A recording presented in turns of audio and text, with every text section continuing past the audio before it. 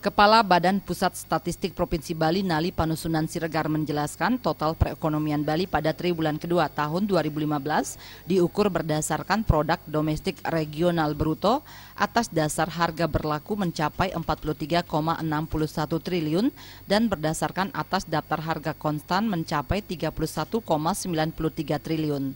Pertumbuhan ini didorong oleh hampir semua lapangan usaha, kecuali pertambangan dan penggalian yang masih berkontraksi 5,60%. Dijelaskan Panusunan, sepanjang pertengahan tahun 2015, besaran ekonomi Bali mencapai 62,96 triliun, mengalami pertumbuhan 6,12% dibandingkan semester pertama tahun 2014. Ekonomi Bali saat ini mengalami sedikit perlambatan yang dipengaruhi melambatnya konsumsi pemerintah.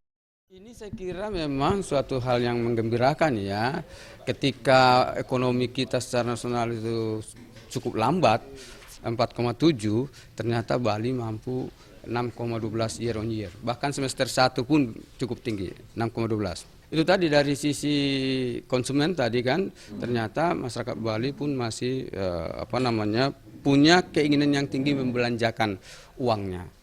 Sehingga roda perekonomian kita bergerak karena memang PDRB itu dari sisi pengeluaran itu bagian terbesar digenerate oleh konsumsi. Selain itu juga sudah mulai anggaran pemerintah APBD bergerak. Dilihat dari sumber pertumbuhannya, ekonomi Bali semester pertama didorong oleh beberapa lapangan usaha.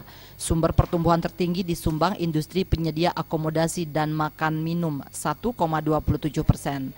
Sumbangan lapangan usaha pertanian terhadap pertumbuhan ekonomi sedikit meningkat jika dibanding semester yang sama tahun 2014, dipicu peningkatan pertumbuhan pada subkategori peternakan.